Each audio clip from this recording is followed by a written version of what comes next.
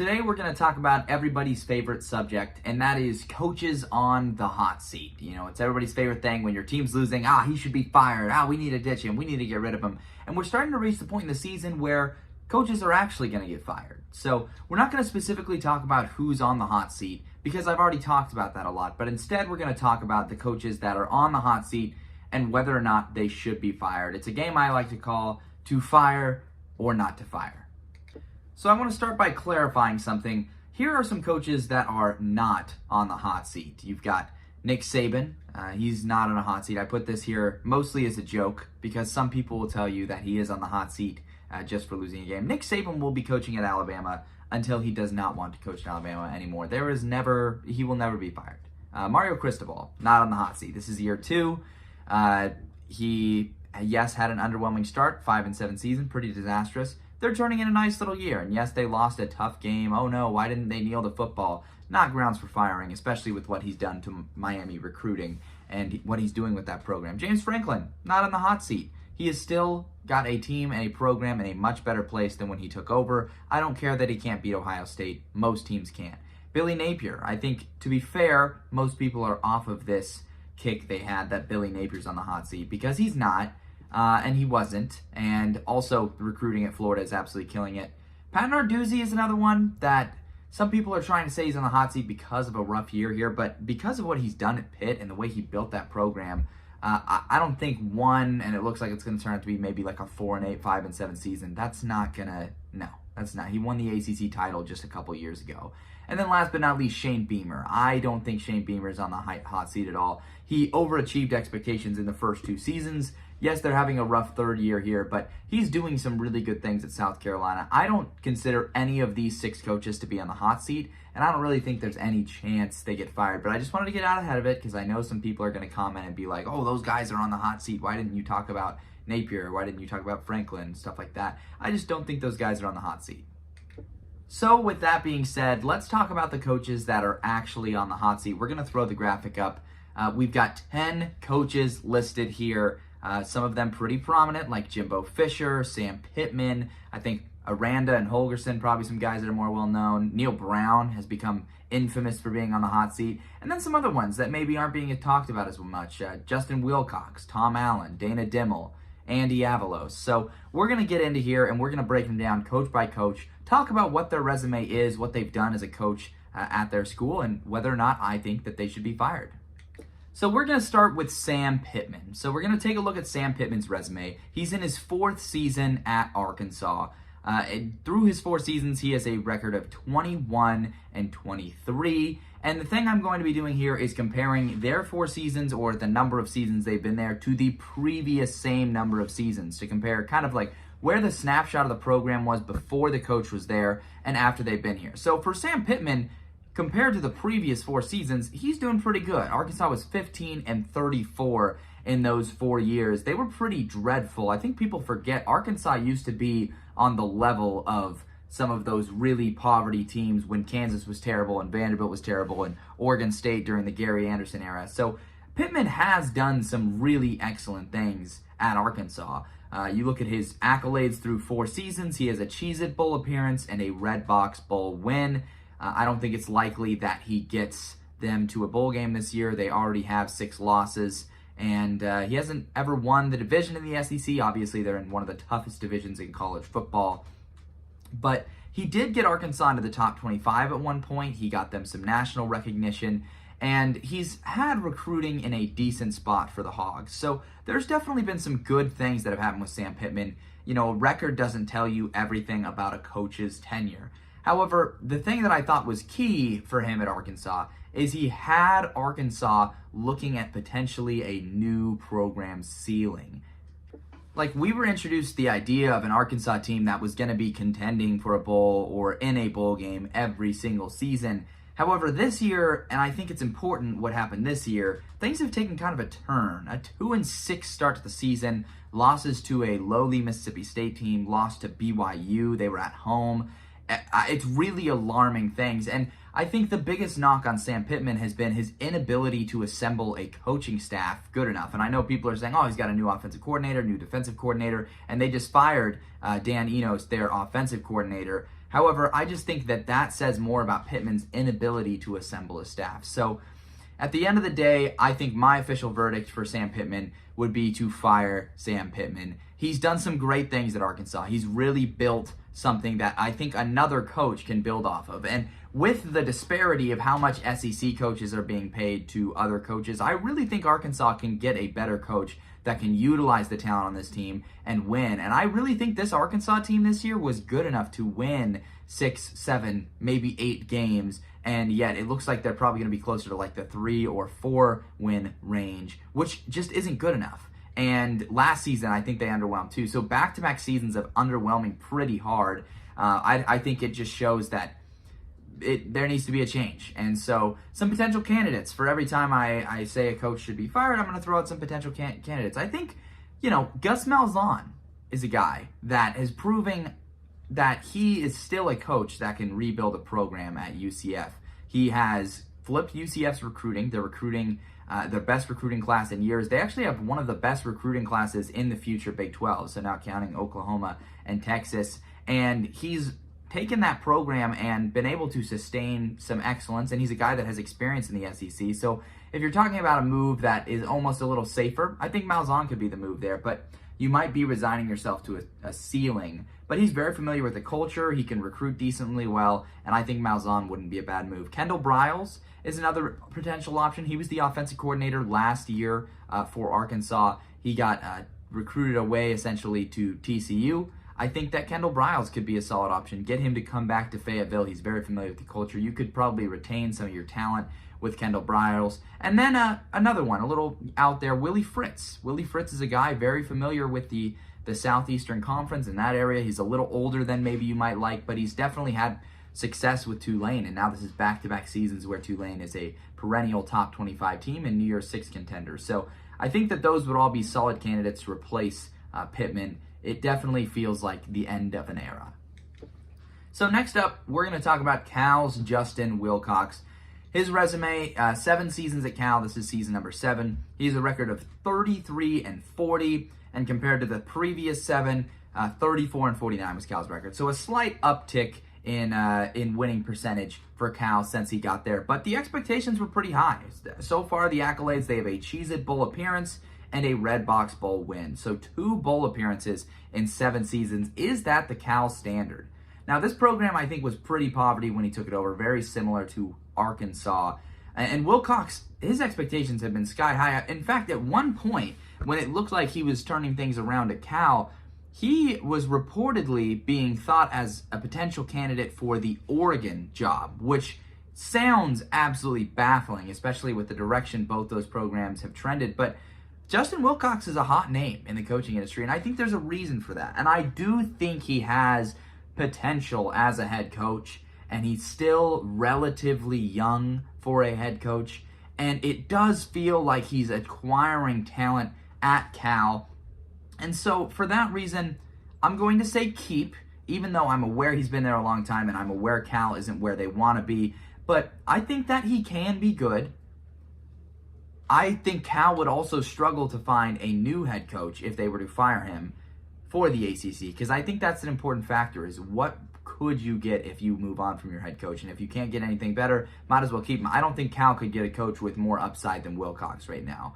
And I think the mediocrity of the ACC would also allow Cal to potentially jump their win total significantly next year. And that can do crazy things for your culture and stuff like this. And the athletic director won't fire him anyways. There's been questions about how competitive Cal's athletic department is and if they're even willing to fire a guy and move on. And the answer is probably no for that. So for Justin Wilcox, I'm going to go keep. I think that at the end of the day, the pros outweigh the cons of keeping Justin Wilcox.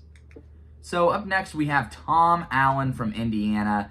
We take a look at the resume. 7 seasons, a record of 32-45, and the previous 7 seasons, a little worse, 31-54. So Tom Allen has had some good seasons. He had the COVID year where they finished top 25, and they had an impressive bowl appearance. He hasn't won a bowl game in Indiana, but a Foster Farms Bowl appearance, a Gator Bowl appearance, and an Outback Bowl appearance.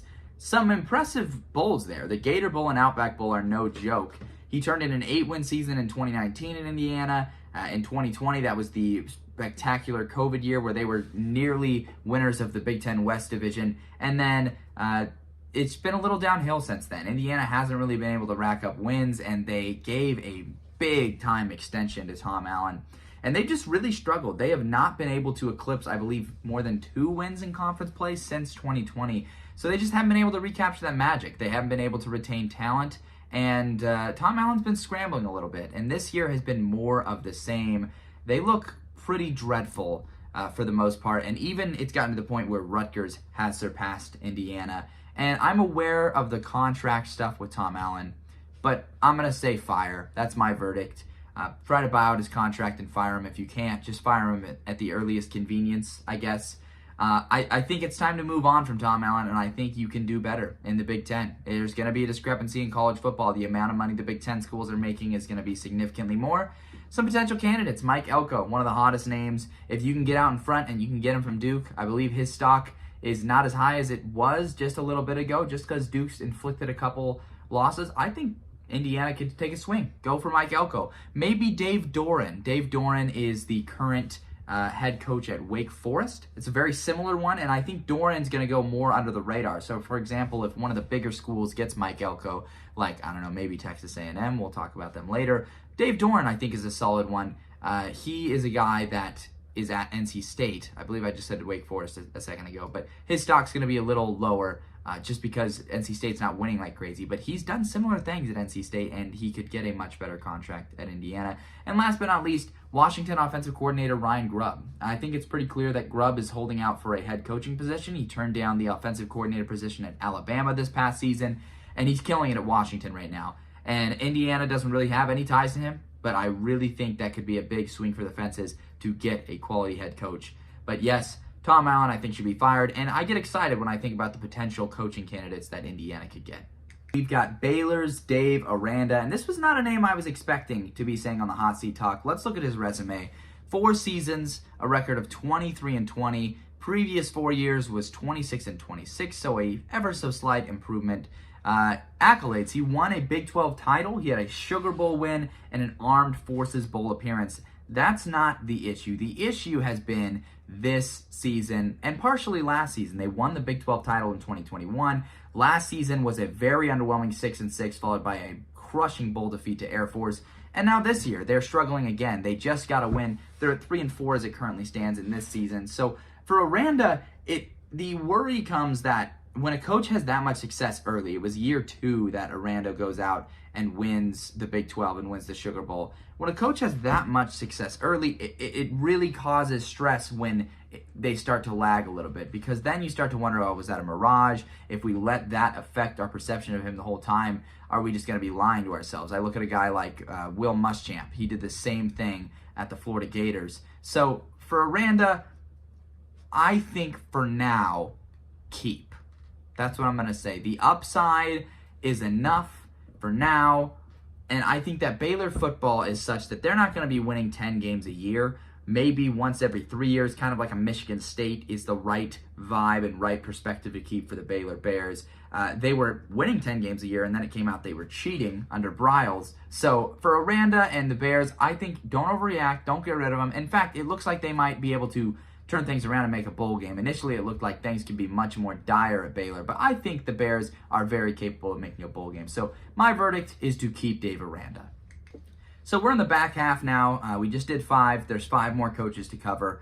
Don't forget to like, comment, and subscribe if you're enjoying this content or if you want to see more. But let's get to the next coach. It is Syracuse's head coach, Dino Babers. Let's take a look at the resume. 8 seasons, 40-52. Previous 8 years before him was 42-57. So an eerily similar record to where Syracuse was. They're essentially right where they were when Babers took over. The difference has been the peaks and valleys of the Dino Babers experience. They had a spectacular 10-win season. They had a year where they upset the number 2 Clemson team in the country, and it looked like they were going to turn things around. They ended up losing every single game after that, I think.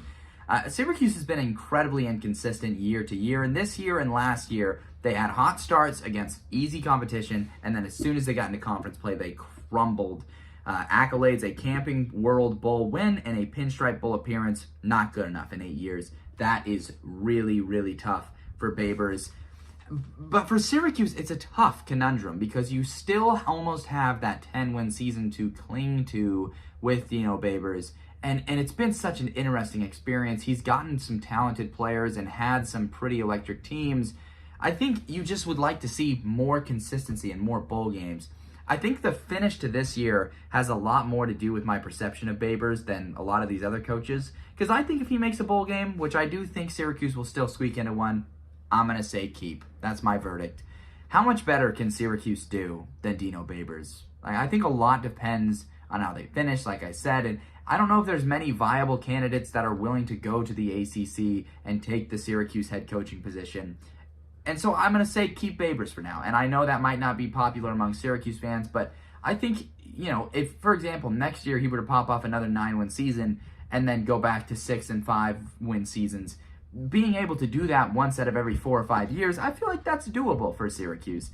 And that's my verdict. I say keep.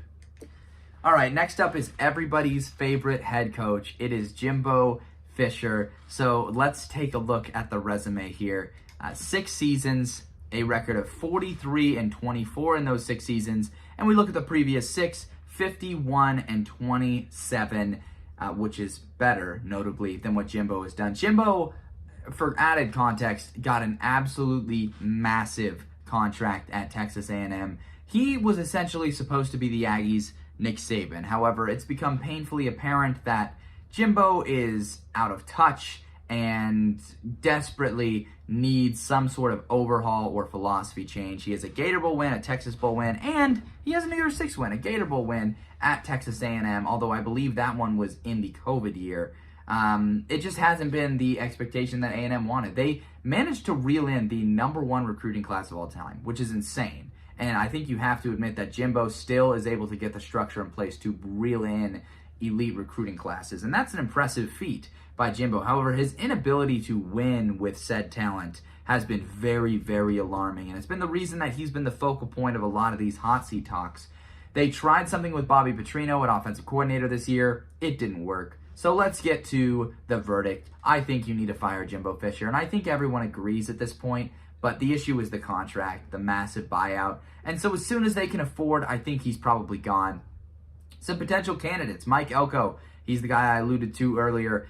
He's one of the hottest names in the coaching market. Duke's head coach, a guy that they could definitely, I think, snag. Chris Peterson. Hey, if you're throwing around that kind of cash, maybe try to lure out one of, I think, the best retired head coaches out there. Chris Peterson took Washington to the playoffs. He turned Boise State into a very prominent program, or at least sustained them as a prominent program. I just think he's an excellent head coach, and he retired on his own terms when he was still coaching really excellent teams. And so I think that's a guy that you could lure out of retirement that's a little under the radar.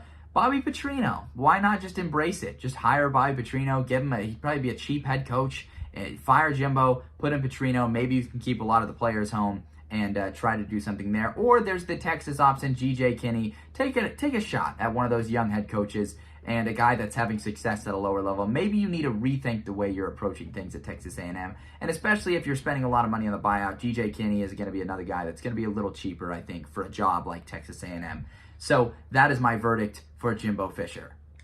All right, next up here we have Dana Dimel. Now this one I think is going to be pretty quick here. Resume, 6 seasons, record 19-46. The previous 6, 21-52. So pretty equally poverty. He has a New Mexico Bowl appearance, which is really impressive considering what UTEP is as a program. However, Dimel has assembled like 2 of the most talented UTEP teams we've ever seen, both last season and this season. Last season, they went 5-7 with that team, and I thought that was really disappointing.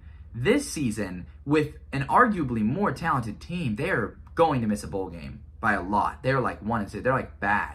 So this is an easy verdict, easiest verdict so far. Fire Dana Dimel. Potential candidates, Bradley Dale Pavetto is their offensive coordinator. I think just promote him, get rid of Dimel, retain the talent, and try to win now. Or you could get Sean Kugler, who was your former head coach that resigned back in the day due to some stuff with UTEP. Maybe you could ask him to come back. I'm not too familiar with UTEP football, so if either of those are out of pocket, please at me in the comments. But Dimel needs to go, and I think that's pretty clear. It's been a very disappointing season for what I thought was going to be an all-time UTEP team, to be frank, a team that could win 7 or 8 games and compete for the CUSA title. Next up, we have a guy that has only been in his program for 3 seasons, and that is Andy Avalos of Boise State. We look at the resume, 20-13, which seems pretty good for your first 3 years in a program, but when you consider the previous 3 years, this program was 27-7, where they were, and his only accolades is a Frisco Bowl win and a 2022 division title where they got blasted in the Mountain West Championship game.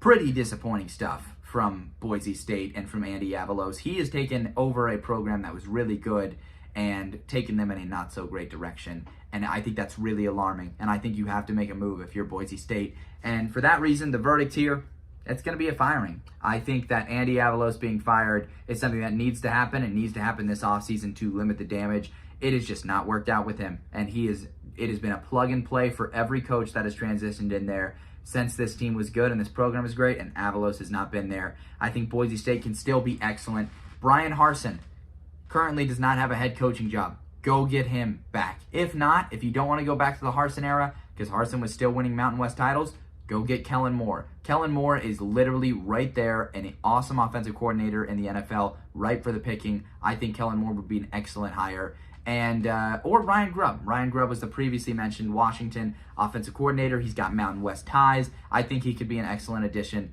to Boise State. One of the main reasons, frankly, outside of his performance, that I think Avalos being fired is a good idea is because of the potential candidates you could replace him with. I think these are very high-quality candidates for a Group of 5 school, and I think all coaches that would be willing to come in and try to make things happen.